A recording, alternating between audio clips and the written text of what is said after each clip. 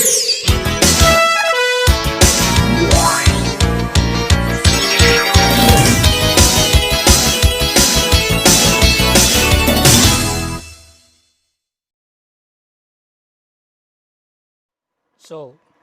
Chapter number 4 12th NCERT exercise का ये 4.10 equation है या फिर एग्जांपल बोल सकते हो.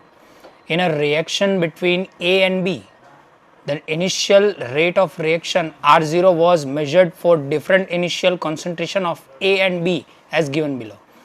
हमें 3 एक्सपेरिमेंट दिए गए हैं, ठीक है, जहाँ पे A का और B का कंसंट्रेशन दिया गया है और उसका रेट ऑफ रिएक्शन भी दिया गया है, ठीक है. फर्स्ट एक्सपेरिमेंट का डेटा यहाँ पे है, सेकंड एक्सपेरिमेंट का डेटा यहाँ पे है और थर्ड वन का डेटा यहाँ पे है, ठीक है. नाउ सो यहाँ पे हमें क्या फाइंड करना है, ऑर्डर ऑफ रिएक्शन फाइंड करना है, ठीक है. ऑर्डर ऑफ रिएक्शन मतलब रेट लॉ, और जो मैंने आगे बताया था आपको कि उसमें जो ऑर्डर ऑफ रिएक्शन है, ठीक है, हम x और y लेते थे, उसको ही हमें फाइंड करना है, ठीक है. तो रेट ऑफ रिएक्शन मैंने यहाँ पे लिखा हुआ है k into A raise to X B raise to Y. यहाँ पे ऑर्डर ऑफ रिएक्शन कौन है, यहाँ पे ऑर्डर ऑफ रिएक्शन जो है वो ये है, ये x और ये y, ठीक है. और हमको इसको ही फाइंड करना है. We need to find this x and y. So first of all data दिया गया है, कैसे करेंगे. और यहाँ पे एक बात देखो, यहाँ पे रेट ऑफ रिएक्शन यहाँ पे दोनों केसेस के लिए सेम ही है. मतलब यहाँ पे A का कंसंट्रेशन 0.20 है और B का कंसंट्रेशन 0.30 है, ठीक है. अगर इसको ऐसे ही रखोगे आप और इसको क्या कर दिया हमने 1/3 कर दिया, 1/3 कर दिया, तो भी इसमें कोई चेंज नहीं आया. मतलब कि B का कंसंट्रेशन से यहाँ पे कोई चेंज नहीं आ रहा है. लेकिन जब आप इसको आधा कर दोगे, ठीक है, और इसको डबल कर दोगे तो यहाँ पे देखो रेट ऑफ रिएक्शन जो है वो क्या हो रहा है, अराउंड बोल सकते हो आप थोड़ा बढ़ गया, मतलब कि डबल जैसा हो गया है, ठीक है. तो इसको चेंज करने से कोई चेंज नहीं हुआ, मतलब कि इससे ज़्यादा इफेक्ट नहीं होगा. तो इसका ऑर्डर हो सकता है कि कुछ ना हो, 0 हो सकता है. लेकिन इसके कंसंट्रेशन चेंज से क्या हो गया, रेट ऑफ रिएक्शन इंक्रीज हो गया, ठीक है. उसको ही हमको क्या करना है, हमें मेन इंपॉर्टेंस देनी है, ठीक है. तो अब जो रेट ऑफ रिएक्शन यहाँ पे लिखा हुआ है वैसे हमको एक्सपेरिमेंट से डेटा लेंगे और इक्वेशन बनाएंगे. तो इसके अंदर ये जो रेट ऑफ रिएक्शन का इक्वेशन है उसके अंदर एक्सपेरिमेंट 1 के डेटा डालेंगे. तो पहले rate of reaction is equal to k into 0.20, A का कंसंट्रेशन 0.20 और B का कंसंट्रेशन 0.30, वो हमने रख दिया. ऑर्डर ऑफ रिएक्शन क्या है, x and y. Same experiment 2 के लिए करेंगे तो सेम है 0.20 raise to x into 0.10 raise to y, ठीक है. अब k की वैल्यू को क्या करेंगे, मीन में डालेंगे और रेट ऑफ रिएक्शन यहाँ पे दिया हुआ है. पहले के लिए क्या है, ये 5.07 और दूसरे के लिए भी क्या है, ये 5.07. दोनों पहले की वैल्यू रखेंगे तो k को ऐसे ही रखेंगे, इन दोनों को जो है वो नीचे ले जाएंगे दूसरी साइड पे लेफ्ट हैंड साइड, तो डिनोमिनेटर में चले जाएंगे न्यूमरेटर से, ठीक है. इतना क्लियर हुआ. तो इक्वेशन 1 बन जाएगा यहाँ पे. Same then for experiment 2 same equation हमको मिलेगा, ये k वाला. अब k की वैल्यू जो है वो क्या है, सेम ही होगी, ठीक है. रिएक्शन एक ही और रेट ऑफ रिएक्शन सेम है, तो k की वैल्यू भी क्या करेंगे, हम इक्वल करेंगे. तो कंपेयर करेंगे यहाँ पे इक्वेशन 1 और इक्वेशन 2. जब हम कंपेयर करेंगे तो ऐसा मिलेगा कुछ. अब 0.20 raise to X, 0.20 raise to X जो है वो सेम दूसरों में सेम ही है, तो ये कैंसल आउट, ये कैंसल आउट. इवन जो रेट ऑफ रिएक्शन है वो भी क्या हो जाएगा, कैंसल आउट हो जाएगा. तो बाकी का क्या बचेगा, 0.30 रेस टू वाई और is equal to 1/0.10 raise to Y. तो अब क्या करो, इसको ये जो है इसको यहाँ पे लेके आओ, तो क्या हो जाएगा 1 is equal to 0.30 raise to Y upon 0.10 raise to Y, ठीक है. इतना क्लियर हुआ. चलो देखते, जो मैंने आपको आगे बताया वैसे ही कैलकुलेशन करना है. 1 अब 0.30 यहाँ पे आ गए तो डिनोमिनेटर से न्यूमरेटर में आ जाएंगे, ठीक है. अब 0.30 मीन्स 30/100 और ये 0.10 मीन्स 10/100. तो जब आप डेसिमल निकाल दोगे तो सब कैंसल आउट हो जाएगा. तो क्या बचेगा, 3 रेस टू वाई बचेगा. ये तो दोनों के लिए सेम ही है, तो हमने क्या किया, ओवरऑल ये y यहाँ पे रख दिया था, ठीक है. अब y 1 is equal to 3 raise to Y हो गया. अब 1 क्या कब होगा, इसको हमें y की वैल्यू फाइंड करनी है, तो वैसे कैसे करेंगे, 1 इज इक्वल टू कब होगा, 3⁻0 होंगे तब क्या हो जाएगा, 1 हो जाएगा। यहाँ पे ये होगा तब 1 होगा, तो ये 1 की वैल्यू ये रख दो, तो यहाँ पे हमने ये रख दी। अब बेस जो है वो सेम है, तो हम ऐसा लिख सकते हैं y इज इक्वल टू 0, मतलब कि ये ऑर्डर ऑफ रिएक्शन का जो y की वैल्यू है वो मिल गई। मैंने बोला था B वाली, ठीक है, जिसके कंसंट्रेशन चेंज से कुछ नहीं हो रहा था, तो सेम 0 ऑर्डर जैसा ही है इसका, तो मतलब कि y के लिए। नाउ सिमिलरली एक्सपेरिमेंट 3 जो है उसको ही हमें ऐसे लिखना है जो मैंने यहाँ पे लिखा हुआ है, 1.43 into 10⁻⁻4 is equal to k into 0.40 which is of A concentration raised to x and 0.05 which is of B concentration raised to y। अब क्या करना है, इस इक्वेशन को 2 से डिवाइड कर दो, ठीक है। जब 2 से डिवाइड, अब 2 क्यों लिया, क्योंकि ये जो वैल्यू है ना ये दोनों वो रिजेंबल करती है, ये 1 भी ले सकते हो, ऐसा कुछ नहीं, दोनों सेम जैसे ही है, ठीक है। तो इसको 2 से डिवाइड कर दोगे तो क्या मिल जाएगा, ये 3, तो 1/1.43 into 10⁻4 upon 5.07 into 10⁻⁻5 is equal to ये पूरा 3 इक्वेशन, ये पूरा सेकंड इक्वेशन, के कैंसल, ये जो वैल्यू है वो रख दी यहाँ पे। अब इसकी जो वैल्यू है वो यहाँ पे हमें मिली 0.28, और ये 5 जो है वो ऊपर जाएगा तो क्या हो जाएगा, +5 हो जाएगा, और 10⁻⁻4 +5 हो जाएगा।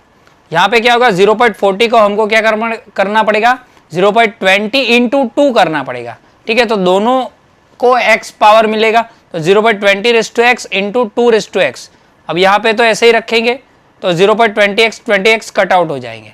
अब यहाँ पे 0.10 है, तो इसको लिख सकते हैं हम 0.05 इंटू 2, तो वैसे ही यहाँ पे लिखा हुआ है, दोनों को पावर मिलेगी y, तो ये कैंसिल आउट हो जाएंगे, तो बचेगा क्या, बचेगा यहाँ पे 0.28 into 10⁻1 is equal to 2x, ये बचा, और 2y, लेकिन y की वैल्यू तो हमको मालूम है, हमने फाइंड की है, ये आगे फाइंड की ना ये, तो वापस से y की वैल्यू रखेंगे तो क्या हो जाएगा, 2⁻0 1 हो जाएगा, तो क्या बचेगा 2.8 into is equal to 2x बचा, ये यहाँ पे, ठीक है। अब अभी वैल्यू तो हमको x की चाहिए, तो log ले लो, टेकिंग log ले लिया, log 2.8 is equal to log 2x, 2.8 की वैल्यू क्या आ गई 0.45, और x आगे आ जाएगा log 2 हो जाएगा, तो log 2 की वैल्यू क्या मिली यहाँ पे 0.30, ये रही, ये तो वैल्यू हमको आगे मिल गई।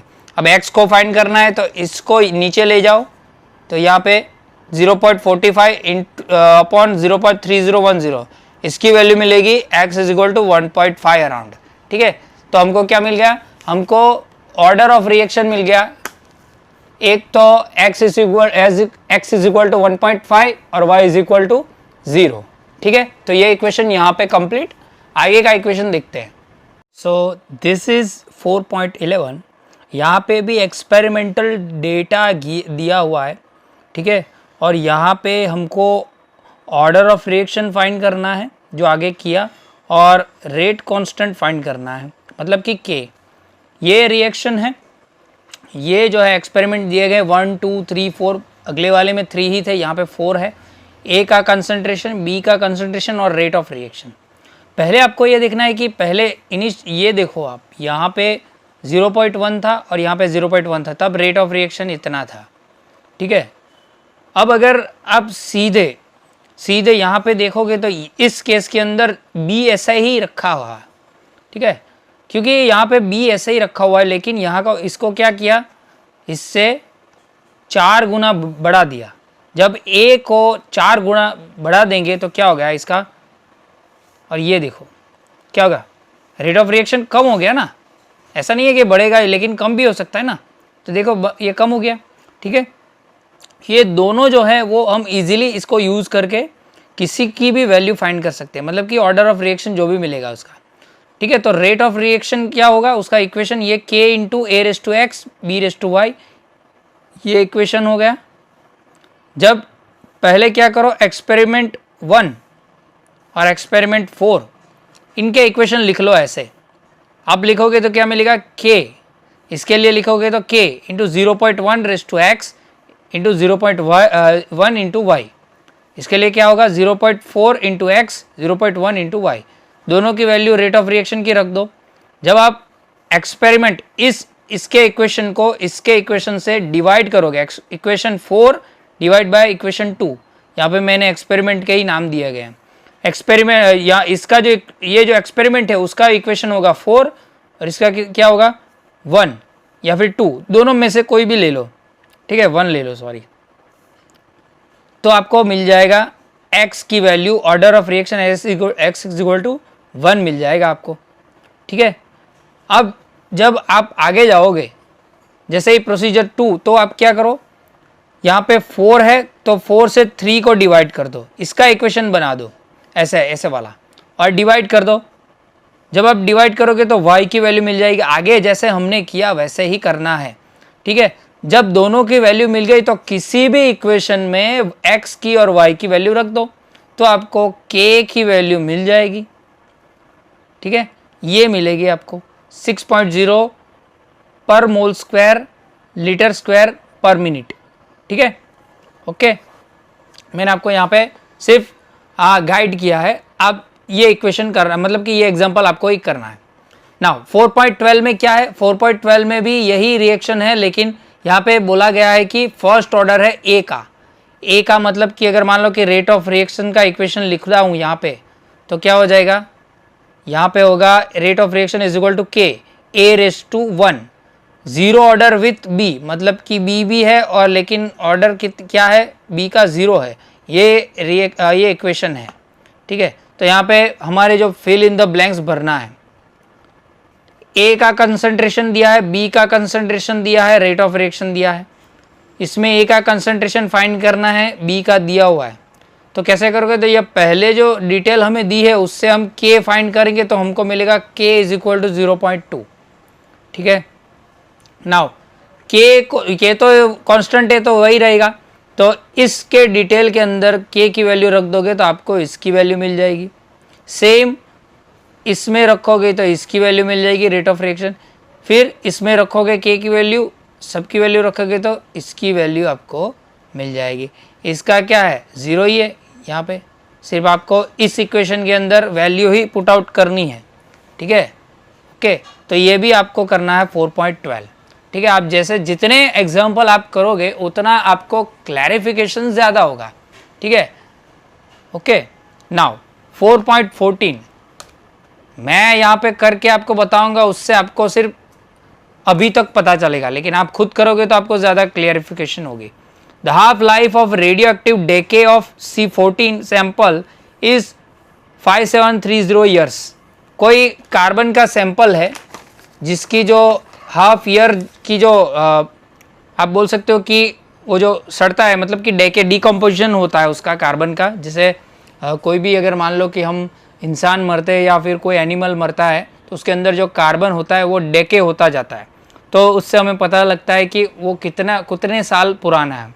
तो यहाँ पे भी ऐसा ही हाफ लाइफ है कार्बन की 5730 years. An archaeological artefact contain wood had only 80% of the C14 found in a living trees. अब कोई मान लो कि कोई ट्रीज होगी, उसके जो सैंपल में पता चला कि 80% ही ये C14 है, ठीक है। तो हमको क्या फाइंड करना है, estimate the age of that sample, कितनी एज हो गई होगी उसकी, उस कार्बन के सैंपल की कितनी एज हो गई होगी वो फाइंड करना है। तो पहले हमको के भी चाहिए, ठीक है। ये रिएक्शन फर्स्ट ऑर्डर की रिएक्शन है, ठीक है।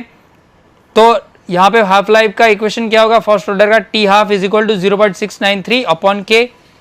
तो यहाँ पे टी हाफ कितना है, हाफ लाइफ 5730, यहाँ पे 5730 लिख दो, के यहाँ पे है, के को यहाँ पे लेके आओ, 5730 यहाँ पे लेके आओ, ठीक है। तो के की वैल्यू आपको मिल जाएगी ये 1.209 इंटू 10⁻⁻4 1 अपॉन ईयर, ठीक है, ये आपको मिल जाएगी। उसके बाद क्या करना है, आप फर्स्ट ऑर्डर की रिएक्शन है तो इक्वेशन वो 2.303 वाला डाल दो, तो आपको क्या मिल जाएगा, एस्टिमेट जो फुल एज है वो मिल जाएगी। तो इनिशियल कंसंट्रेशन तो 100% होगा, जब ट्री खुद होगी वैसे तो कंसंट्रेशन क्या होगा 100% कार्बन का, लेकिन थोड़े टाइम बाद कितना हो गया 80% हो गया। तो कितने साल उसका हुआ ट्रीज को वो फाइंड करना है। तो ये इक्वेशन है फर्स्ट ऑर्डर का, K is equal to 2.303 upon T, log A naught by A naught 100 होगा कंसंट्रेशन, और कुछ टाइम के बाद ए क्या होगा, फाइनल कंसंट्रेशन 80। टाइम हमको फाइंड करना है, तो के को यहाँ पे लेके आओ, यहाँ से डिनोमिनेटर में चला जाएगा, टी ऊपर चला जाएगा। ए नॉट इज इक्वल टू 100 और ए इज इक्वल टू 80। इसको क्लैरिफिकेशन आप करोगे तब आपको मिलेगा t is equal to 1846 years. ठीक है, इतने ईयर लगे, इतने ईयर बाद जो है वो कार्बन 80% भी उसके अंदर प्रेजेंट है। किसके अंदर, वो वुड के अंदर, वुड सैंपल के अंदर। ठीक है, ओके, ये क्लियर इतना। चलो इसके बाद आगे चलते हैं। So this is 4.15। यहाँ पे भी एक रिएक्शन दी गई है, एक्सपेरिमेंटल डेटा दिया गया है, जहाँ पे ये एक डीकम्पोजिशन रिएक्शन है जो N2O5 से NO2 और O2 बनाती है। ठीक है, यहाँ पे टाइम दिया गया है 400, 800, 1200, 1600, 200, 2400 सेकंड्स में, और यहाँ पे कंसंट्रेशन दिया गया है इंटू 10⁻² करना है या -2 वो देख लेना। ठीक है, यहाँ पे मैंने -2 लिखा हुआ है इसलिए। तो ये टाइम पे ये कंसंट्रेशन दिया हुआ है, तो पहले क्या करना है, हमें एक ग्राफ प्लॉट करना है N2O5 वर्सेस टाइम से। तो यहाँ पे आप कंसंट्रेशन डालोगे और यहाँ पे आप टाइम डालोगे। जब आप कंसंट्रेशन और टाइम डाल दोगे और ग्राफ ड्रॉ करोगे तो ग्राफ कुछ ऐसा मिलेगा आपको। ठीक है, दूसरा क्वेश्चन ये था कि इसकी हाफ पीरियड फाइंड करना था, तो ग्राफ पे से भी कर सकते हो और ऐसे भी कर सकते हो। ग्राफ पे से कैसे करोगे, ग्राफ पे से अगर आपको करना है तो पहले इनिशियल कंसंट्रेशन कितना है, ये 10⁻² या -2 होगा। मैंने यहाँ पे -2 लिखा हुआ है, ये इनिशियल है, तो इसका आधा कितना हो जाएगा, ये 0.815 इंटू 10⁻² मोलर। तो बस यही यहाँ पे ग्राफ पे देखो, कंसंट्रेशन में अराउंड यहाँ पे आएगा 0.815। तो इसके अराउंड जो ग्राफ, यहाँ पे मैंने ग्राफ थोड़ा गलत ड्रॉ किया है, लेकिन ये जो है वो यहाँ पे कुछ यहाँ पे जैसा आएगा। ये जो है पॉइंट कितना होगा, ये टाइम होगा, मतलब कि ये टाइम जो है t हाफ है और ये आधा कंसंट्रेशन वहाँ पे होगा, हाफ लाइफ बोल सकते हैं, वही है 1440 सेकंड जो है वो हाफ लाइफ है उसका। ठीक है, तो ये भी मिल गया। अब हमको क्या करना है, लॉग N2O5 का ग्राफ ड्रॉ करना है, मतलब कि जो फर्स्ट ऑर्डर के इक्वेशन के अंदर जो बोल सकते हो आप कि हमको इक्वेशन मिलता है उसका ही करना है। तो लॉग N2O5 से अगर टाइम t का करोगे तो स्ट्रेट लाइन ऐसे मिलेगी। ठीक है, स्ट्रेट लाइन। मैंने आपको बोला है कि फर्स्ट ऑर्डर की रिएक्शन को आपको पहचानना होता है, कैसे पहचानोगे, तो अगर ऐसा होगा log t टाइम, तो आपको पता चल जाएगा। तो ग्राफ से पता चल जाएगा कि ये जो रिएक्शन है वो क्या है, फर्स्ट ऑर्डर की रिएक्शन है। This is a first order reaction because the graph of log N2O5 versus time is straight line, और ये जो है वो रिएक्टेंट है तो क्या होगा, उसका डिक्रीज होता जाएगा ना, इसलिए। ठीक है, समझ में आया। तो रेट लॉ कैसे लिख सकते हो, यहाँ पे मैंने लिखा हुआ है the graph of log N2O5 versus time is straight line, it's a first order reaction.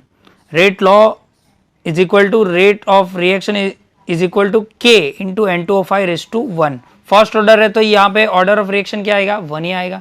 ठीक है, इतना क्लियर हुआ, समझ में आया। तो फिर आगे चलते हैं। चलो अब यहाँ पे, हाँ ये तो ये है। चलो अब रेट कांस्टेंट जो है वो फाइंड करना है। ठीक है, तो रेट कांस्टेंट फाइंड करने से क्या क्या करना पड़ेगा, इसको आगे कुछ फाइंड करना है हमको, देखना पड़ेगा। ये 4.15 है ना, आगे रुको। हाँ, अब रेट कांस्टेंट फाइंड करना है, तो ये फर्स्ट ऑर्डर का रिएक्शन का इक्वेशन है, t is equal to 2.303 upon k log A0 और A। ठीक है, आप इस पे भी वैल्यू रख सकते हो। ठीक है, लेकिन मैंने आपको बताया कि जब इसका आगे का जो जीरो रखा हुआ है, जीरो टाइम पे, तो एक अलग सा इक्वेशन था जो मैंने आपको बोला था कि अगर ऐसा होगा तो इस केस में आप ये यूज़ करोगे तो भी कर सकते हो, और अगर आपको ऐसा नहीं करना है, ठीक है, तो आप स्लोप पे से भी फाइंड कर सकते हो k की वैल्यू। ठीक है, slope of the line is equal to k upon -k upon 2.303, ठीक है।